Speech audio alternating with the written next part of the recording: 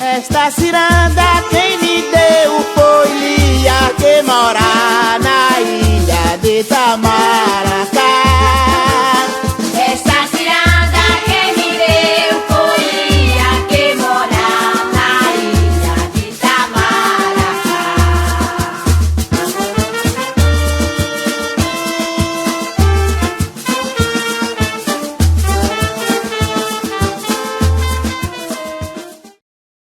Olá, eu sou Rafaela Guimarães, sou brinquedista e pesquisadora na área de infâncias e vim aqui apresentar para vocês o projeto Roda Peão, Bambeia Peão, a cultura popular do brincar na Bahia.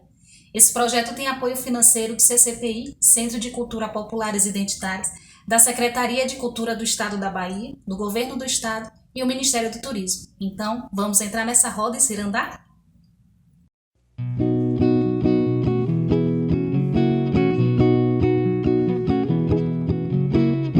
Corre, corre, pega, pega, pica, esconde amarelinha. É peão, é cabra cega, é de gude a bolinha. Passa anel e pula elástico, quem não cansa de brincar. Tudo aqui pode ser mágico. É ciranda, é cirandar.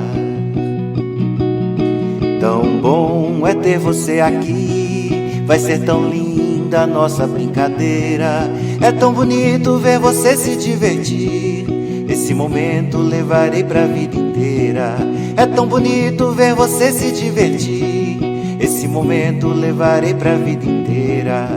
A criança que habita em toda a gente é quem faz a gente verdadeira.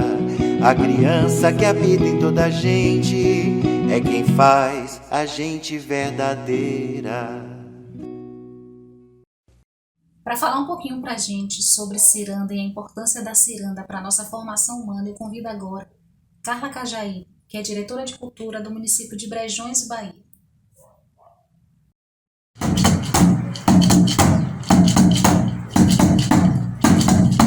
Para se dançar ciranda, a gente junta mão com mão, criando uma roda, cantando uma canção. Eu me chamo Carla Cajaíba, sou nascida e criada na cidade de Brejões, aqui no Vale do Jiquiriçá. Sou professora, sou atriz e sou mãe. E antes de tudo, eu sou filha, sou neta e sou bisneta de mulheres costureiras. E cresci no batuque da máquina, cirandando com elas. A minha primeira formação aconteceu aqui em Brejões, nesse chão, nessa terra. Foi na lavoura de café, na Agribaía, onde eu morei quando criança, ouvindo os carros de café chegarem, os paus de arara chegarem com as panhadeiras, com os panhadores, partirem também de lá, sempre no final da tarde.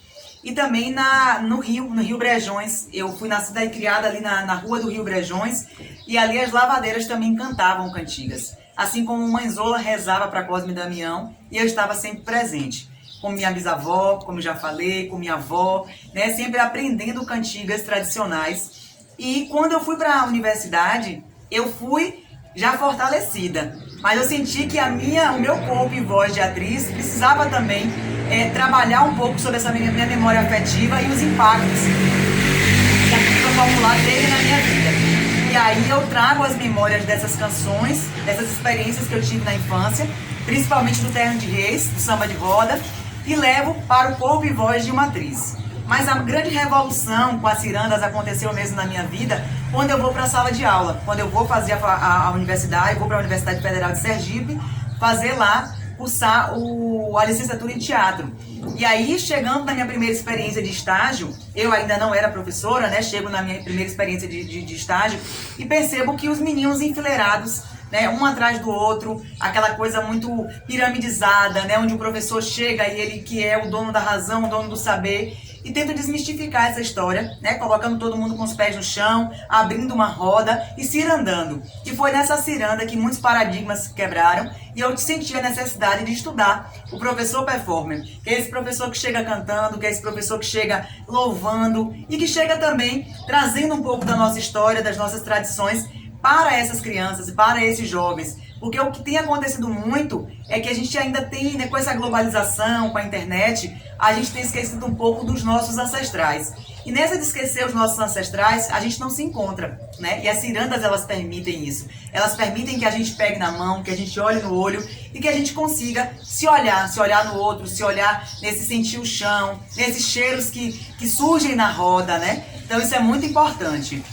No ano de 2017 eu volto para Brejões e sinto uma necessidade muito grande de trabalhar com mulheres, com um grupo de mulheres, e começo a trabalhar em roda, em círculo, chamando as mais velhas da comunidade, as benzedeiras, as rezadeiras, para contarem histórias e cantarem cantigas, né? E aí surgiu um grande movimento durante 6 meses, onde a gente se reunia semanalmente para dançar, para contar histórias e para estar ali em círculo. E dentro disso surgiram várias questões sociais, né? De cunho emocional, e foi muito importante para mim, enquanto educadora, enquanto mulher. E depois eu recebo o convite de trabalhar como arte educadora pela Prefeitura Municipal de Brejões e fazer parte da diretoria de cultura. Começo a entrar nas escolas, né, com essas roupas largas, com as saias de chita, com as flores no cabelo, com as minhas sacolas de boca-pio. E eu percebo que os adultos não estão muito prontos para receber essa mulher que chega, né, para contar e para cantar histórias. Diferente das crianças, que elas recepcionam e que elas já ficavam na porta esperando o dia que a Procarla chegaria ali para contar a história. E elas começam a ter contato também, né, com essa Carla, que vai tirar o sapato no meio da aula, que vai arrastar as cadeiras também, não que outras não façam, né? Claro que a gente tem várias professoras que trabalham assim também, mas naquele momento ali era um momento de aprender, sim, sempre aprender, mas também de desopilar, né? Das crianças poderem ter contato com as histórias, com os antepassados e com elas mesmas. Elas se identificavam ali na roda e sempre cantando versos, inventando, criando, tocando instrumentos, ressignificando objetos para que eles se tornassem instrumentos musicais. Isso foi muito interessante, essa experiência, na zona rural principalmente, né, aqui na região de Brejões. Foi muito interessante, tive experiências sensacionais de poder ver ali as crianças. E engraçado é que muitas sabiam as cantigas, mas na verdade elas não estavam prontas para jogar elas na roda. E aí quando eu cantava alguma coisa, sua avó não canta nada, minha avó canta. E de repente elas traziam uma cantiga ali, traziam uma canção aí, na semana que vinha elas já queriam trazer outra história.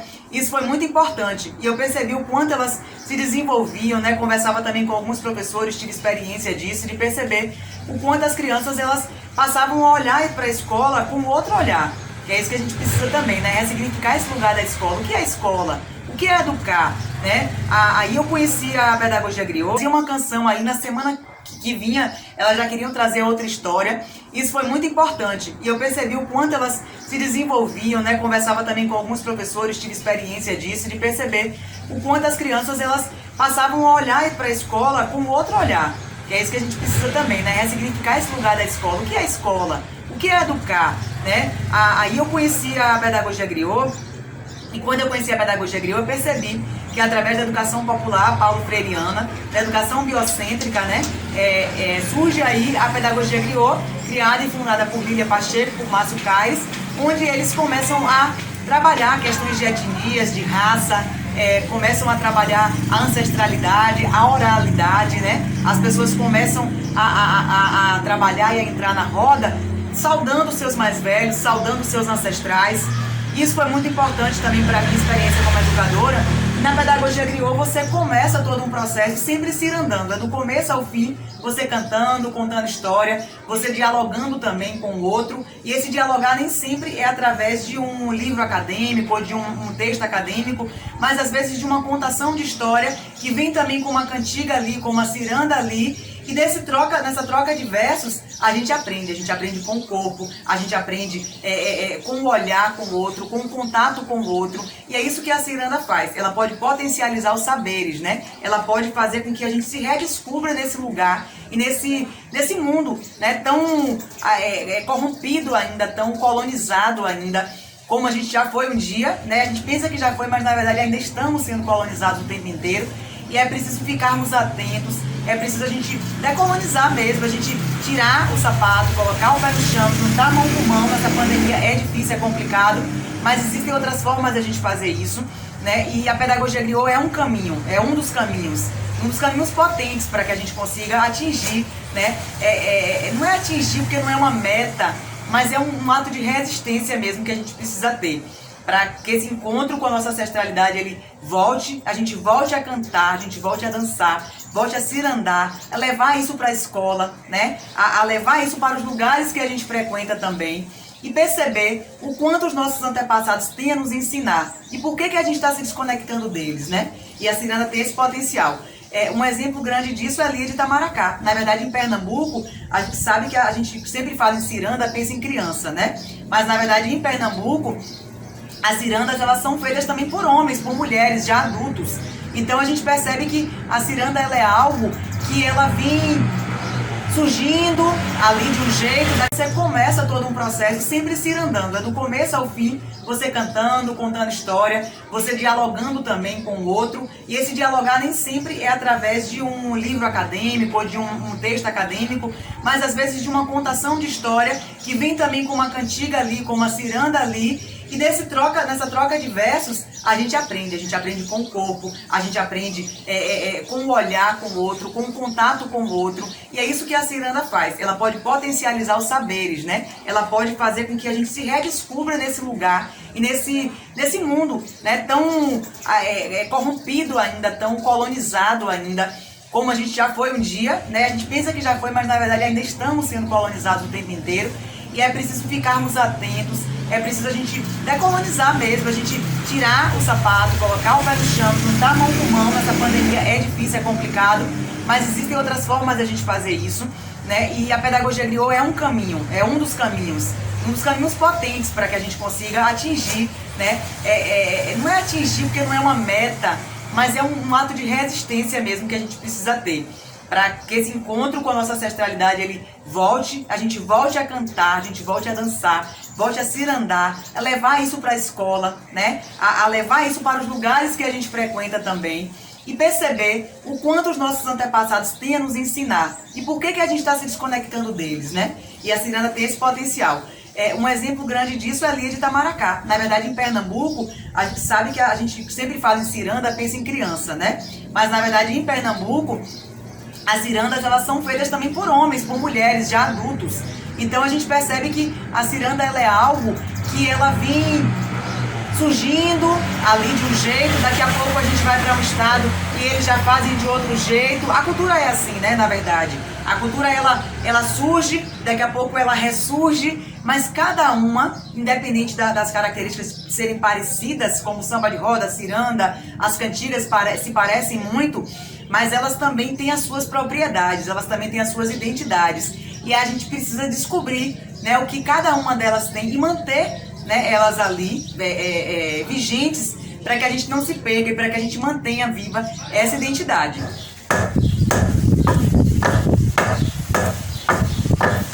E foi pilando café, pilando mandioca, pilando licuri, pilando milho, que muitas mulheres e homens de Brejões alimentaram seus filhos. Eles plantaram na casa de farinha, colhiam, plantavam no mato e colhiam na casa de farinha. E eles cantavam cantigas enquanto pilavam, enquanto se alimentavam.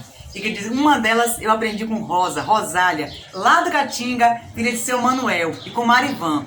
A cantiga diz assim: sou lavrador, homem da roça, vivo cansado, meu Deus, com as mãos grossas.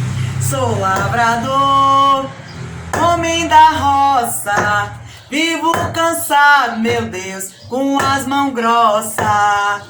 Planto batata, planto batatinha, eu planto mandioca e faço farinha. E foi assim que o povo conseguiu superar a opressão, e vai ser assim que nós vamos conseguir também superar a opressão que estamos vivendo no mundo, no Brasil, nas cidades do interior, resistindo, cantando e cirandando. Mãos com as mãos, juntamos mãos com as mãos, juntamos mãos com as mãos.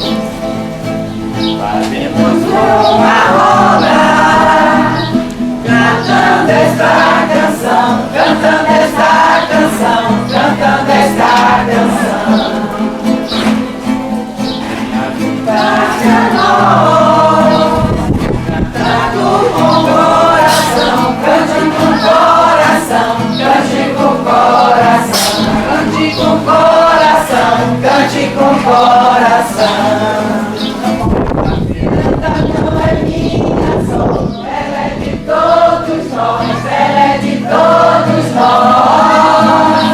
No dia principal que diz, ela é a nossa voz, ela é a nossa voz.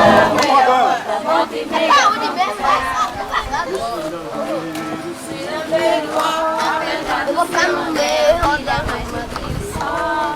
O cirandeiro, cirandeiro, ó, apesar do seu anel, tem a casa de sol. Pode fazer uma casa de farinha, bem maneirinha que o vento possa levar. Na praia, ouvindo as pancadas das ondas do mar. Esta ciranda quem me deu foi Lia, que mora na ilha de Tamara.